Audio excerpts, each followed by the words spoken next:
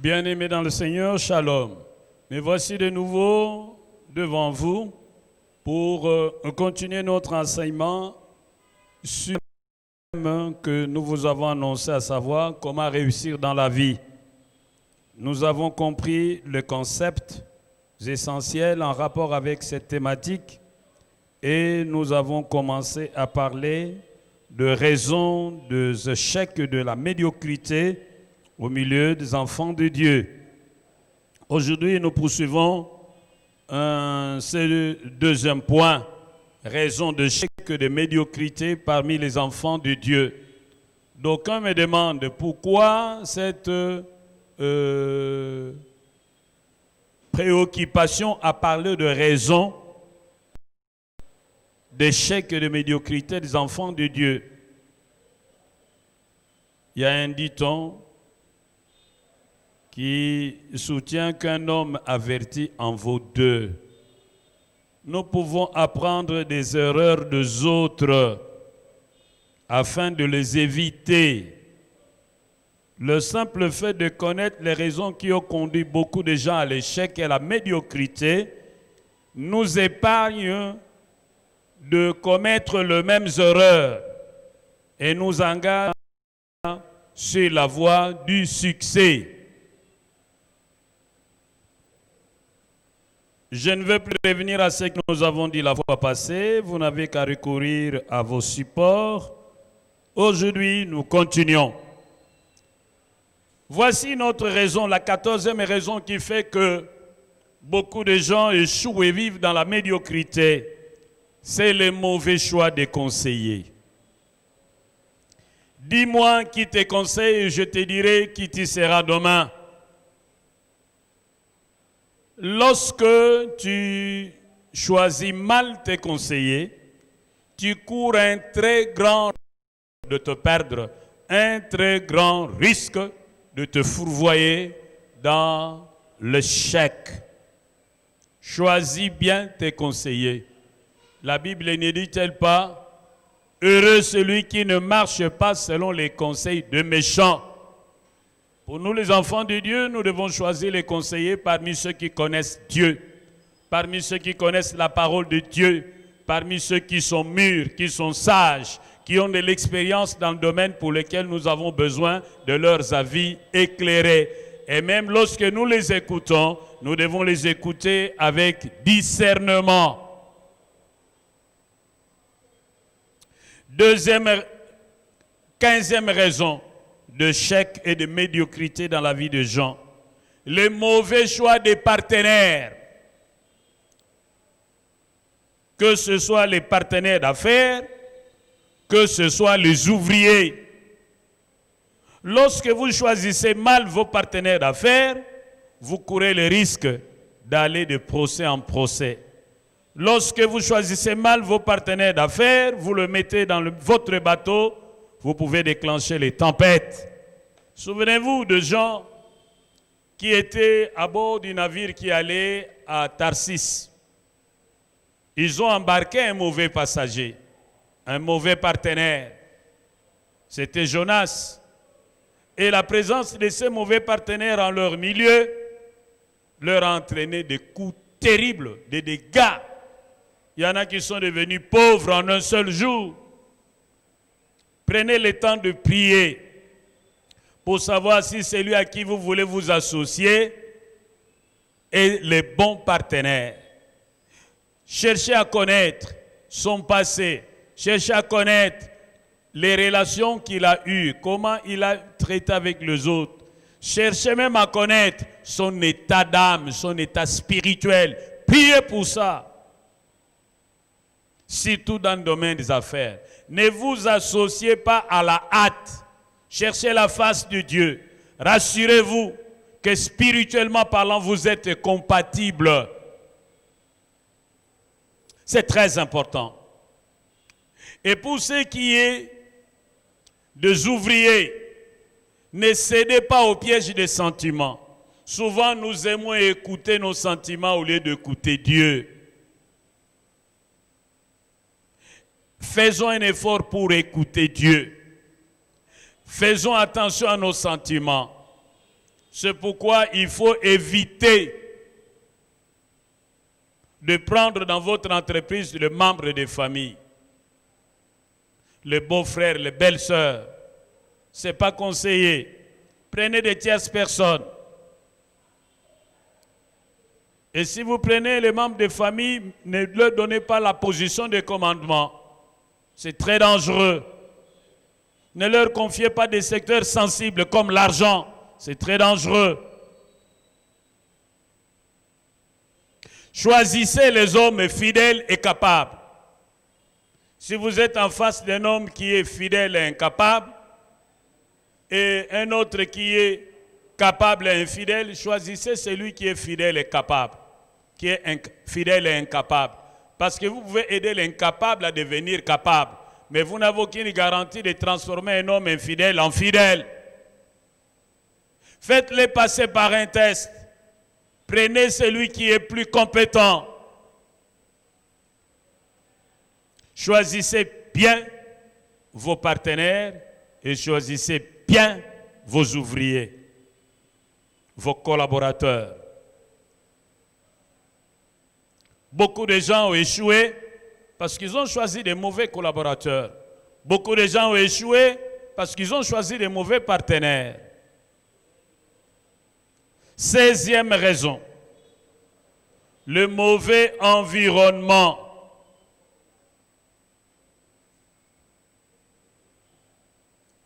Bien-aimés, lorsque vous êtes dans un mauvais environnement, vous courez également le risque d'échouer. Si vous êtes ami de ceux qui ont échoué, vous êtes un candidat potentiel à l'échec. Cherchez les hommes qui ont réussi dans le domaine. Faites-vous coacher par eux. Faites-vous encadrer par eux. Mon frère, ma soeur, lorsque vous avez mal choisi votre environnement, le milieu où vous implantez votre entreprise, vous courez également les risques d'échouer. Il faut tenir compte du milieu. Vous allez mettre votre plantation à 200 km de la route principale. Vous pouvez produire, mais vous aurez des problèmes pour évacuer. Tenez compte de tous ces éléments. Étudiez bien le milieu. Vous voulez créer une huilerie à un endroit où il n'y a pas d'eau, mais vous allez vous compliquer l'existence. Rassurez-vous que l'eau n'est pas loin de là où vous allez implanter votre huilerie. Bien-aimé, il faut bien choisir l'environnement.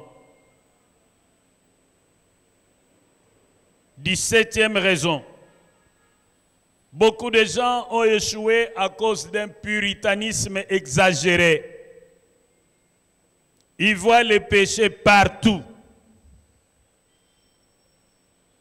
Papa, nous sommes encore sur la terre, hein, nous ne sommes pas encore au ciel. Et l'apôtre Paul dit que la perfection, je le sais, je ne l'ai pas encore atteint. Je cours vers la perfection, mais nous ne l'avons pas encore atteint.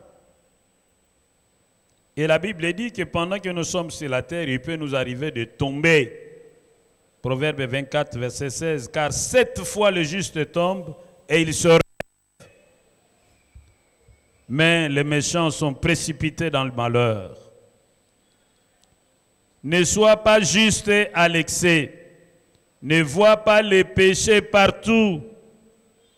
J'aimerais quand même qu'on lise un texte biblique dans Ecclésiaste chapitre 7, versets 16 à 17. Ne sois pas juste à l'excès et ne te montre pas trop sage. Pourquoi te détruirais-tu? Ne sois pas méchant à l'excès et ne sois pas insensé. Pourquoi mourrais-tu avant ton temps? Bien-aimé, il ne faut pas voir les péchés partout. Et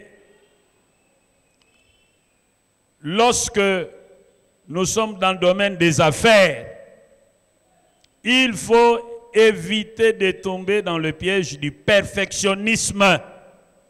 de l'idéalisme.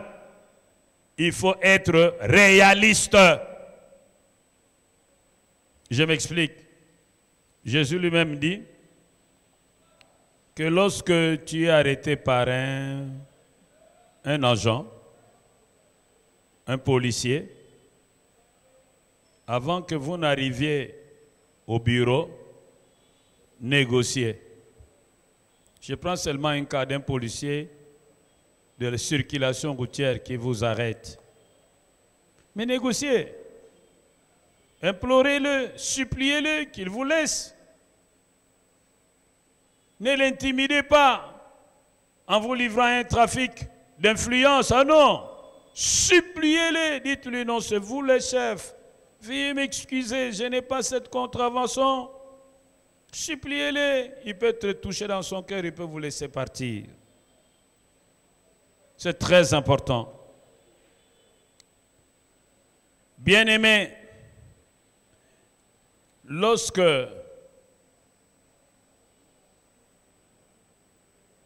vous êtes en contact avec les gens, ne soyez pas trop exigeants. Soyez modérés, n'exagérez pas. Soyez souples. Évitez un puritanisme exagéré. Ne voyez pas les péchés partout. Et quand bien même nous pécherons, la grâce de Dieu nous suffit. 18e raison, le manque d'esprit associatif. Beaucoup de gens échouent parce qu'ils veulent faire cavalier seul. Si le projet que tu dois réaliser exige beaucoup d'argent et que de par toi-même tu es incapable de réunir cet argent dans un meilleur délai, le mieux à faire serait de s'associer avec quelqu'un d'autre plutôt que de vouloir vous battre comme un petit diable dans l'eau bénite. Apprenons à nous associer. Apprenons à trouver des partenaires d'affaires qui peuvent nous apporter leur contribution pour nous aider à atteindre les objectifs. Et ces problèmes de manque d'esprit associatif, c'est un problème réel, surtout dans notre pays, le Congo. Tout le monde veut faire cavalier seul. C'est rare de voir 3-4 personnes se mettre ensemble, réunir les moyens pour démarrer une usine. Et c'est dommage.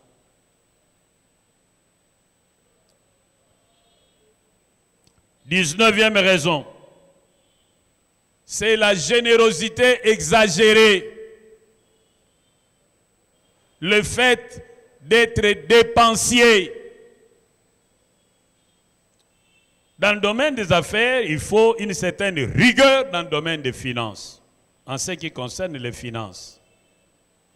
Si vous êtes marqué par une générosité exagérée, ce n'est plus en soi une générosité, c'est une prodigalité. Il faut éviter. Il faut éviter. Quand on nous parle de l'enfant prodigue, c'est-à-dire il est allé, il a commencé à dépenser sans compter. Et la Bible nous dit, il est tombé en faillite. Si vous aussi, vous dépensez votre argent sans compter, vous allez échouer. Je me rappelle de notre frère Jeff, Papa Jeff, notre ancien bailleur. Un jour, j'ai causé avec lui. C'est un commerçant chevronné. Il me dit, Papa Pasteur, nga ozomona nga boy.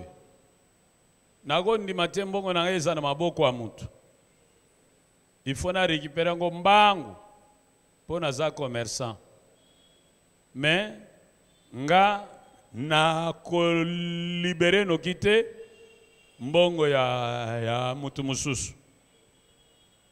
Ah, mais Papa Jeff, qu'est-ce que tu dis non? Moi, en tant que commerçant, je ne peux pas accepter que mon argent reste dans les mains de quelqu'un d'autre. Je dois tout faire pour vite recouvrer mon argent. Mais quand je dois libérer l'argent de l'autre, je dois tout faire pour le retenir le plus longtemps, le temps que je tourne d'abord avec cet argent. Même si je dois payer, avant que je lui donne telle somme, je dois être sûr qu'il y a une autre somme qui va venir combler ces trous.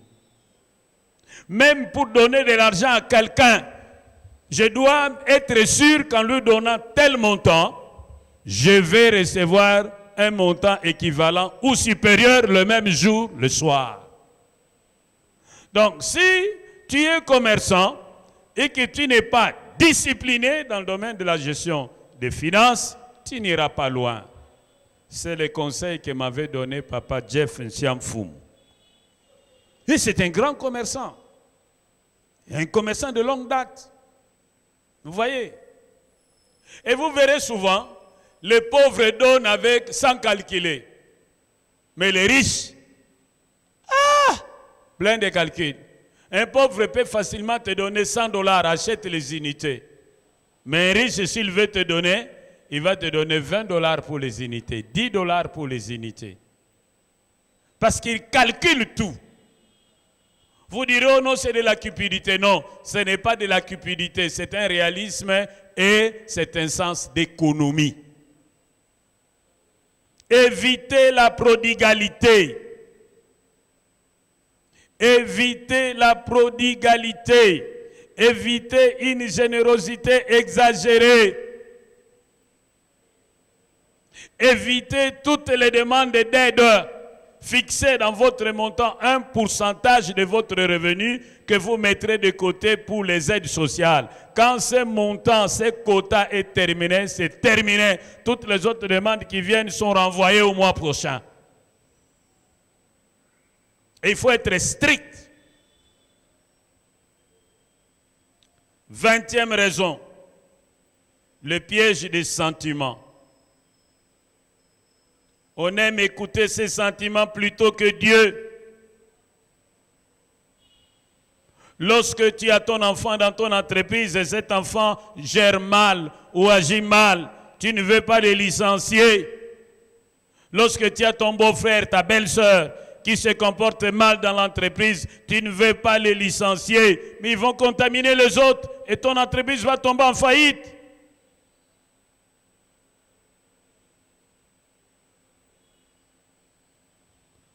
« 21e raison. Le mauvais choix du domaine d'activité. Vous vous engagez dans un couloir que vous ne maîtrisez pas. Vous vous engagez dans une affaire dont vous ne comprenez ni les tenants ni les aboutissants. Non, engagez-vous dans un domaine où vous avez un peu de notion. Engagez-vous dans un domaine où vous avez un partenaire qui est éclairé. Engagez-vous dans un domaine où vous pouvez vous retrouver. Il ne faut pas vous engager dans un domaine parce qu'un tel y est. Non, c'est une imitation aveugle. C'est très important. Et puis, vous devez choisir le domaine d'activité en tenant compte du besoin du milieu. Admettons que vous soyez à Mwanda, les gens font la pêche, ils ont un grand besoin de réfrigération de leurs poissons pour les conserver. Vous pouvez monter une entreprise et de fabrication de blocs de glace. Ça va s'écouler. Mais vous allez dans un coin où il n'y a pas de vaches et vous montez une laiterie. Comment vous allez vous y prendre? Vous montez une charcuterie à un endroit où il n'y a pas de porcherie. Comment vous allez vous y prendre? Choisissez bien votre domaine d'activité en tenant compte de vos compétences et en tenant compte des ressources que l'environnement vous offre et des besoins du milieu. 22e raison, le manque de fidélité, le non-respect des engagements, le non-respect de la parole donnée, la mauvaise publicité de bouche à l'oreille va vous tuer. Vous avez une alimentation, les gens viennent déposer leurs marchandises pour que vous puissiez les vendre. Et en principe, ils doivent venir retirer leur dû, leur revenu, le montant de leur facture une semaine plus tard. Et lorsqu'ils viennent, vous commencez à les compliquer pour les payer. Une facture de $1000, vous avancez $100.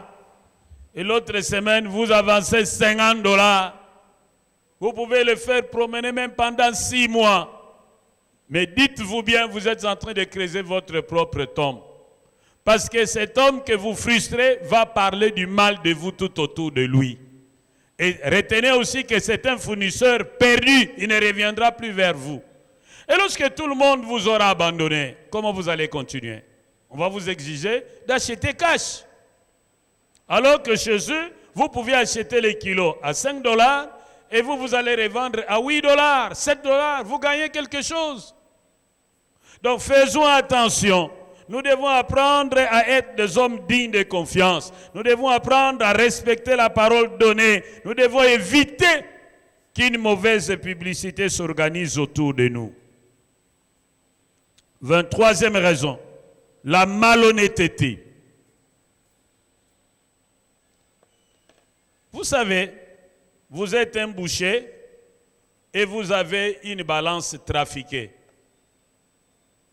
Au lieu de 1 kilo, en réalité, vous l'avez réglé à 900 grammes.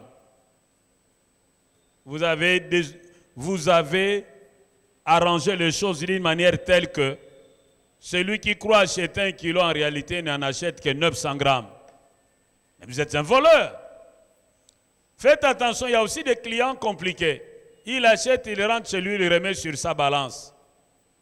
Et s'il trouve que votre kilo n'est pas bon, il ne reviendra plus chez vous. Et il va aussi organiser une mauvaise publicité autour de vous.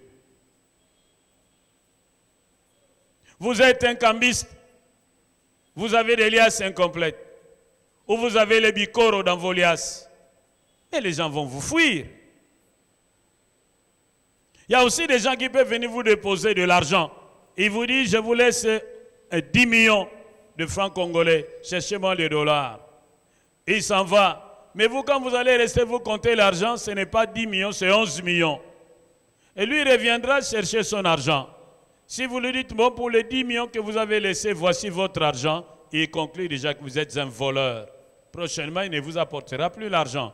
Mais si par contre vous lui dites, non, vous avez dit que c'était 10 millions, mais lorsque moi j'ai compté ces 11 millions, voici votre million. Il vous prendra au sérieux et vous recommandera auprès d'autres personnes. Il faut être honnête. Ne vendez pas aux autres des aliments de mauvaise qualité, des choses périmées, expirées. Ça va détruire votre bonne réputation. 24e raison, le manque de prudence. J'y reviens. Vous lirez dans 1 Timothée 6, 9 à 10. Beaucoup de gens ont échoué simplement parce qu'il leur manquait la prudence. Ils sont tombés dans les pièges de l'argent facile. Quelqu'un est venu leur dire, non, nous pouvons multiplier votre argent. Et puis, ils ont perdu tout leur argent. Non, nous avons des billets de banque, des dollars, de vrais dollars, qui viennent de tel coin, mais il nous faut les nettoyer. Si vous pouvez financer l'opération. Mais depuis quand est-ce qu'on nettoie les dollars? Et vous commencez à donner 10 000, donner 20 000, le produit coûte 5 000, le produit coûte 10 000, le produit coûte 3 000, il manque tel produit. Mais on va vous arrêter, vous êtes un contrefacteur. C'est la même personne, quand il vous aura soutiré 20 et 30 000 dollars, qui va s'arranger avec un policier qui fait toujours partie de son réseau pour qu'on vienne vous surprendre. Et puis encore, on va encore vous escroquer jusqu'à vous vider. Non, faites attention à l'argent facile. Derrière l'argent facile se cache un piège. Ne sortez pas de l'argent pour une marchandise que vous ne voyez pas. Évitez la banque Lambert. Évitez les jeux du hasard. Refusez de vendre des marchandises prohibées. 25e raison, l'orgueil. Beaucoup de gens échouent par orgueil. Parce qu'il est ingénieur, il cherche le travail pour lequel il retient un diplôme, il ne le trouve pas. On vient lui proposer un poste, il refuse. Il dit, vous ignorez que je suis ingénieur. Moi, je vais aller travailler là-bas à la réception. Vraiment, est-ce que vous ne savez pas que je suis ingénieur? Oui, vous êtes ingénieur, mais vous n'avez pas le boulot. Prenez d'abord celui que vous voyez, le reste viendra après. L'orgueil. L'orgueil pousse les gens à avoir honte de faire certains travaux. C'est l'orgueil. L'orgueil va vous tuer. L'orgueil va vous pousser à vouloir vivre au-dessus de vos moyens, à devenir esclave de la banque Lambert. Bien-aimés, faites attention à l'orgueil. N'ayez pas honte du travail. Ayez honte de tendre la main. N'ayez pas honte d'un travail quelconque. Ayez honte de recevoir des cadeaux. N'ayez pas honte d'un travail quelconque. Ayez honte de vivre de la générosité des autres. N'ayez pas honte d'un travail quelconque. Ayez honte de vivre aux dépens des autres. 26e raison. La mauvaise gestion de relations.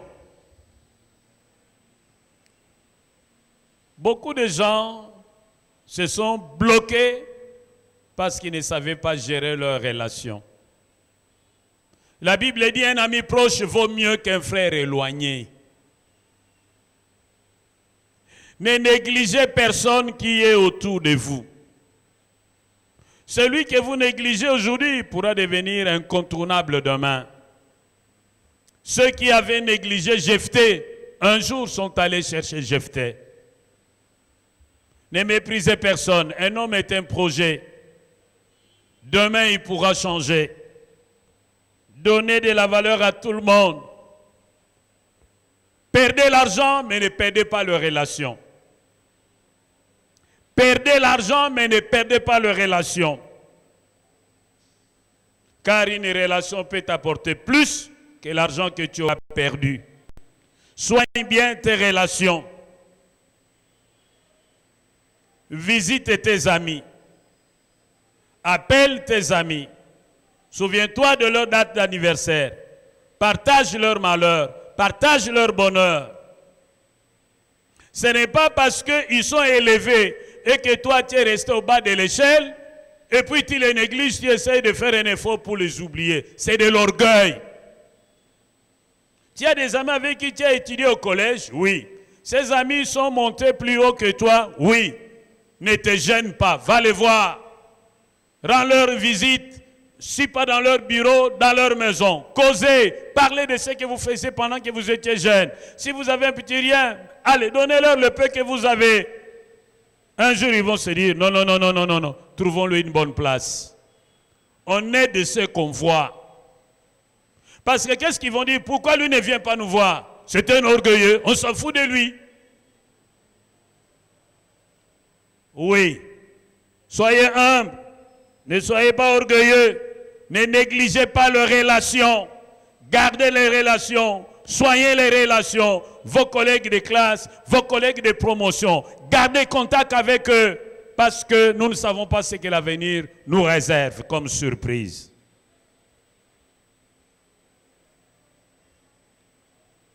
Beaucoup de gens qui ont négligé les relations ont payé un prix fort dans leur vie. 27e raison, le manque de concentration sur un projet. On est éparpillé sur plusieurs dossiers. Qui trop embrasse mal les trains. Le chien a 4 pattes, mais ne suit qu'une voie. Nous devons faire attention. Nous devons apprendre à nous concentrer. Concentrez-vous sur 1 ou 2 objectifs, ça suffit. Tout au plus 3. Ne vous éparpillez pas. Vous allez vous rendre faible. Chaque année, fixez-vous des objectifs. 1, 2, tout au plus 3. Vous concentrez sur ça. Premier objectif, par exemple, payer les études des enfants. Deuxième objectif, construire notre maison. Troisième objectif, réaliser notre champ. Vous restez sur ces 3 objectifs et vous ne vacillez pas. Vous vous êtes trop éparpillés. C'est pas bon. Concentrez-vous sur peu d'objectifs. Consacrez-vous à cet objectif. 28e raison d'échec de beaucoup de gens, c'est la mauvaise réputation. Votre mauvaise réputation va vous précéder pour vous fermer les bonnes portes. Une bonne réputation vaut mieux qu'un parfum de grand prix. Votre mauvaise réputation va vous précéder pour vous fermer les bonnes portes. Mais une bonne réputation va vous précéder pour vous ouvrir de bonnes portes. Votre mauvaise réputation va vous déconnecter de beaucoup de gens. Mais une bonne réputation va vous donner la possibilité d'avoir de nouvelles connexions utiles. C'est pourquoi la Bible dit, si tu es fidèle dans les petites choses, Dieu fera de toi maître de grandes choses. 29e raison, l'incompétence. Surtout dans le domaine technique, où tu connais ou tu ne connais pas. Alors si tu connais à peu près, et qu'on te donne un marché, et tu arrives dans l'exécution de ce marché, tu l'abîmes, tu perds tout. Je me rappelle d'un membre de l'église. Nous étions encore à la Gombe, il était mécanicien. Il est allé apprendre la mécanique dans un garage. Et puis après, il a estimé qu'il était temps qu'il puisse voler de ses propres ailes. Il a quitté le garage, il a dit à son oncle et à son père qu'il avait déjà compris le travail et qu'il pouvait travailler à son propre compte. Il allait faire des petits dépannages, changer les plaquettes de frein, changer les bougies, faire les entretiens des véhicules. Et puis un jour, un magistrat de parquet lui demande de faire la révision de son moteur. Il dit oui, je pourrais le faire. Mais conscient de ses limites, il est allé chercher un ami plus chevronné que lui pour l'aider à faire la révision du moteur du magistrat. Ils se sont convenus disant, c'est mon marché, on va nous payer autant, moi je prends 60% et toi tu prends 40%. Le collaborateur a accepté, il était compétent, il était chevronné. On leur a donné l'argent, ils ont fait les devis, on leur a donné l'argent, ils sont allés acheter les pièces et ils ont commencé à démonter les moteurs. Ils ont fini de démonter les moteurs qui étaient vraiment pièces détachées. Le magistrat leur pose la question, vous serez capable de remonter?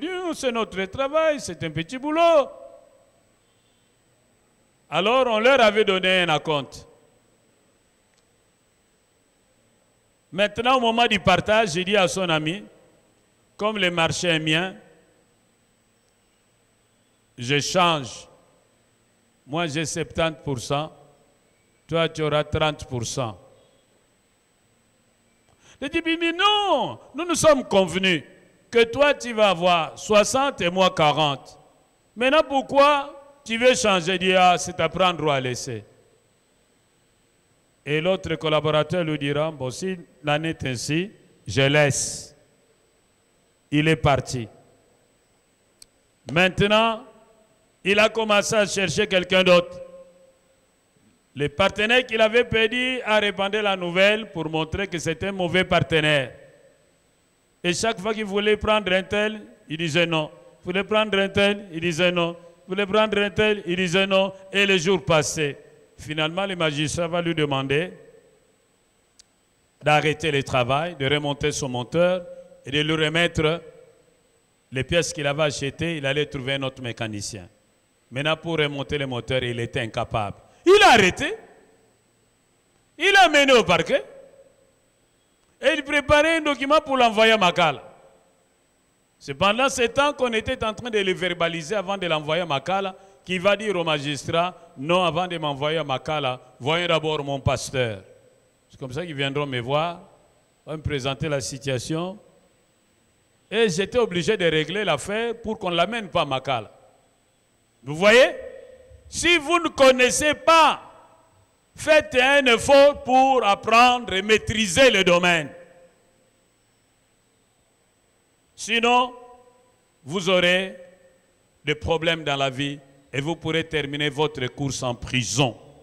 Surtout dans le domaine technique. Rassurez-vous que vous êtes compétent. Rassurez-vous que vous savez faire le travail de A à Z. Sinon, ne prenez pas des engagements. Allez d'abord apprendre, maîtriser la chose. Après, revenez sur le terrain du travail. 30e et dernière raison, et c'est pas là que je vais m'arrêter. La négligence de Dieu.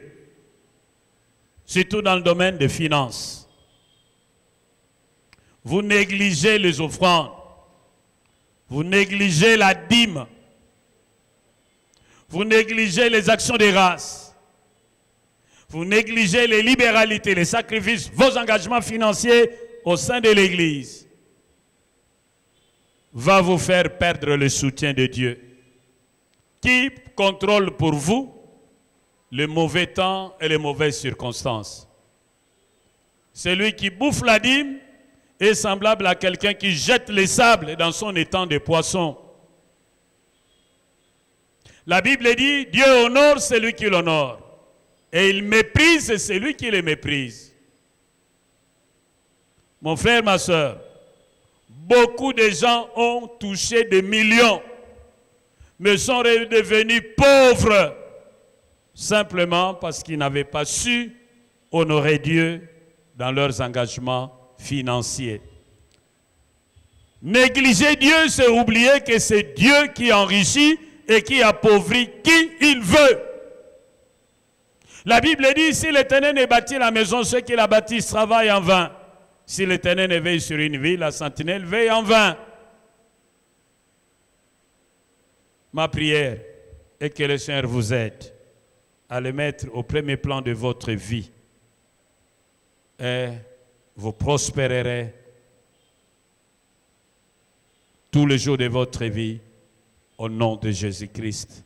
Amen.